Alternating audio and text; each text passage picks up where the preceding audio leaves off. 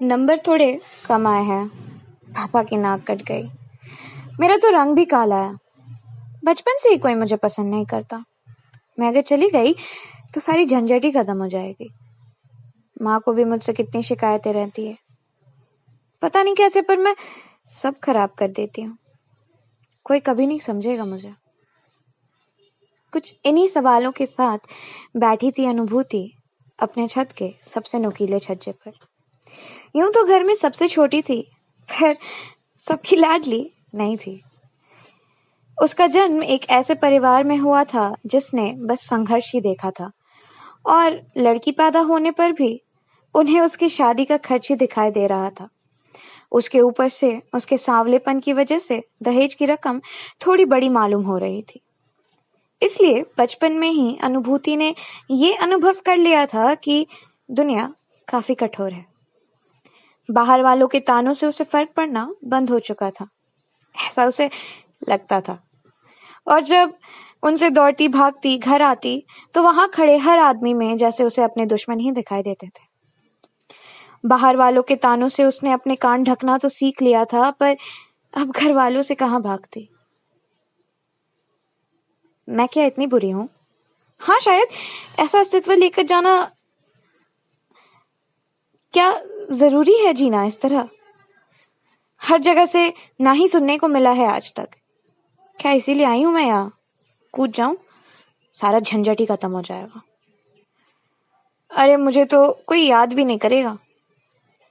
कूद जाती हूँ, कूद ही जाती हूँ।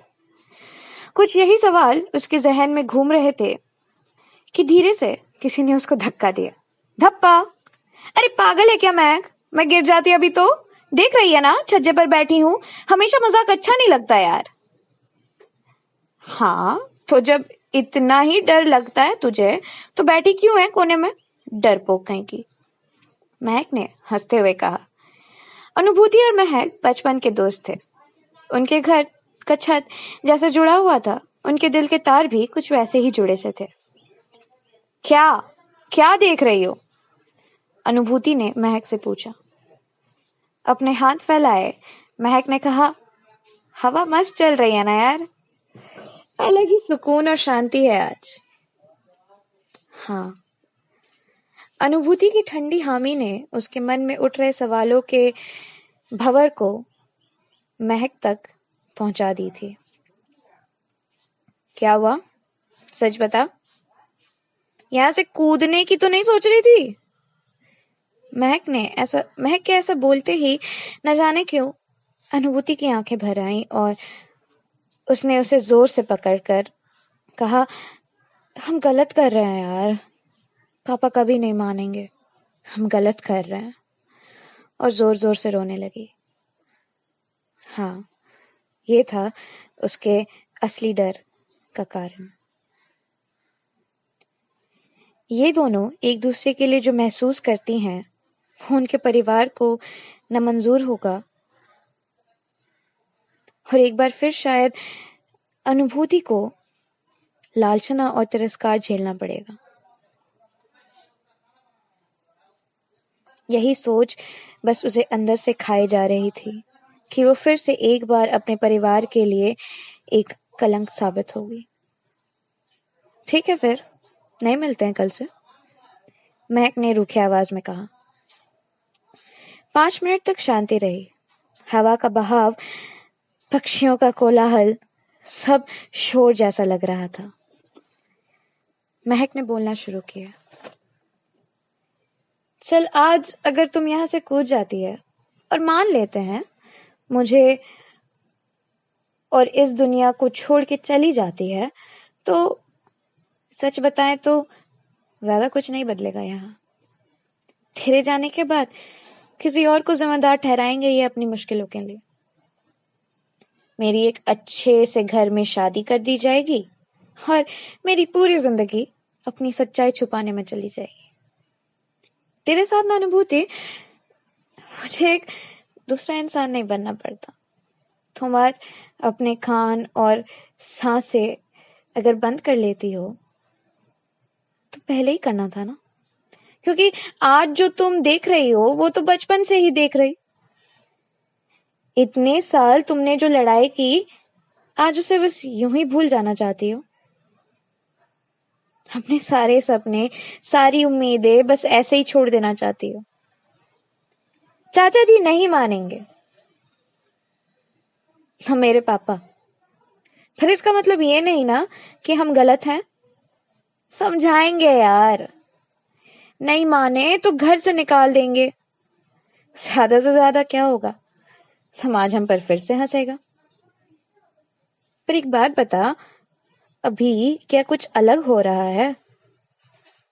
अभी क्या ये हम पे नहीं हंस रहा? अभी भी तो हम लड़ ही रहे हैं ना। कब तक ऐसे लड़ना पड़ेगा यार महक, कब तक? सबको लगता है हम सब दोस्त हैं, कभी ना कभी तो बताना पड़ेगा ना। अनुभूति ने आहें भरते हुए कहा। कैसे बताओगी? तुम तो आज कूदने वाली हो यहां से। अनुभूति शांत रही। मुझे नहीं पता, देख मैं सच बता रही, मुझे नहीं पता हम कब कैसे कहाँ सबको बता पाएंगे, पर साथ रहे तो जो होगा देख लेंगे। ये जीवन जीने के लिए मिला है, किसी और की सोच की वजह से खुद को खत्म करने को नहीं। इतने साल तो खुद को दूसरों की बनाए आईने में देखा, पहली बार तेरी आंखों में मैंने खुद को देखा था। कर लेंगे कुछ यार, फिर कुछ करने के लिए ना जिंदा रहना जरूरी है। क्या समझी मैडम?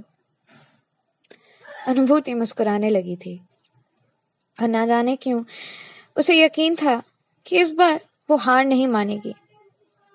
चल नीचे उतरते हैं, अनुभूति ने कहा। वैसे एक बात बताऊं, महक ने अनुभूति की ओर देखते हुए कहा।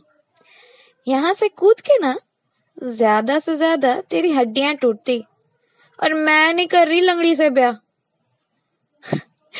दोनों खिलखिलाते हुए उठे और अनुभूति के मन में एक सवाल का जवाब अब मिल चुका था कि शायद दुनिया उसके साथ काफी गलत कर रही थी, पर वो जो कर रही थी वो गलत नहीं था।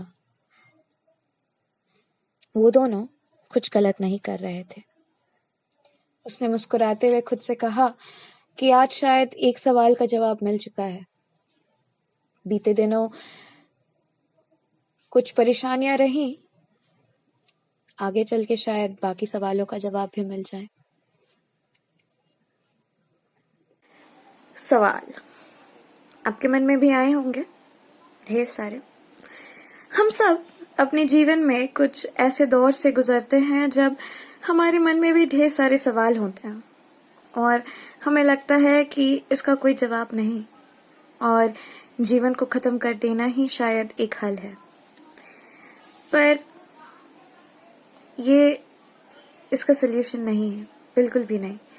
सुसाइड्स आज इतनी मात्रा में बढ़ रही हैं कि ये जरूरी है हम अपने आसपास के लोगों को, अपने दोस्तों को, अपने